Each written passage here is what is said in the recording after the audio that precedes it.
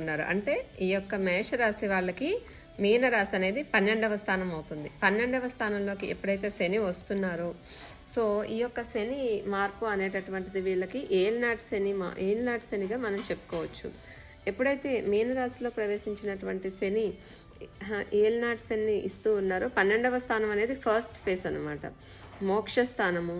శని యొక్క సంచారము 12వ స్థానము, 1వ స్థానము, 2వ స్థానము, ఇలాంటివి ఈ 3 అంటే 2.5 3 అంటే మొత్తం కలిపితే 7.5 సంవత్సరాలు వీరికి ఏలినాటి శనిగా ఉంటూ ఉంటుంది. సో ఇప్పుడు ఏలినాటి శని ఫస్ట్ ఫేజ్ అని చెప్పుకోవచ్చు. ఓకే, సో వీరికి ఇప్పుడు ఈ యొక్క 12వ స్థానంలో శని ఉన్నప్పుడు ఎలాంటి రిజల్ట్స్ ఇస్తారు అంటే గనక, అంటే ఎక్కువగా భయపడాల్సిన అవసరం లేదు. ఏలినాటి శని అనగానే మనకి ఎప్పుడైనా కానీ భయం అవసరం లేదు. ఎందుకు అంటే ఏలినాటి శని అనేది మనకి లెసన్స్ తెలుసుకుంటామన్నమాట.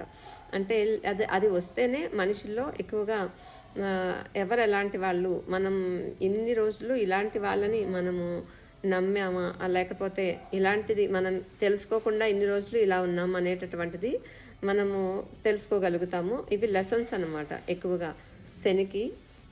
అంటే మనకి శనేశ్వరుడు కొత్తగా ఏవి మనకి తీసుకొచ్చి ఇవ్వరు కష్టాలు అనేవి.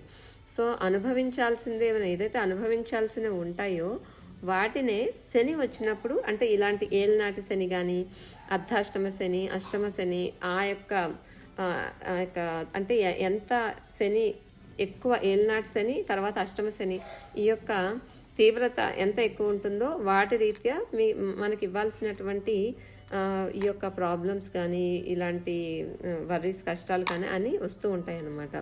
బట్ ఏంటంటే మనకి అనుభవించాల్సినవి ఆల్రెడీ అవి, కాకపోతే శని వచ్చినప్పుడు అవి ఇస్తూ ఉంటారు, శని మహాదశ కానీ అలాంటివి వచ్చినప్పుడు. బట్ ఏంటంటే ఇది ఒకసారి శని మహాదశ కానీ ఏలినాటి శని కంప్లీట్ చేసుకున్న వాళ్ళు ఇది ఇంకా మళ్ళీ వాళ్ళు ఆ తప్పుని రిపీట్ చేయరు. అంటే ఏంటి, ఒకసారి అందరి గురించి అర్థమయ్యి అంటే ఇలా ఉండాలి అనేటటువంటిది ఒక రకమైన కొత్త లెసన్ నేర్చుకునేటట్టుగా ఉంటారనమాట.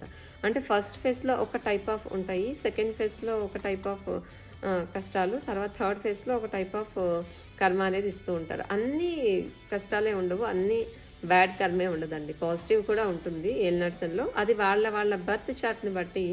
ఇప్పుడు మీ బర్త్ చార్ట్లో కనుక శని మంచి స్ట్రాంగ్గా ఉండి ఎక్కువ అంటే మంచి స్ట్రాంగ్ పాయింట్స్ ఎక్కువగా ఉంటాయి శనికి, మీ అంటే ఏమంటారు స్ట్రెంగ్త్ ఎక్కువగా ఉండుంటే గనక శనికి ఏలినాటి శని టైంలో అంతగా ఎక్కువ బ్యాడ్ రిజల్ట్స్ అనేవి రావు అనమాట.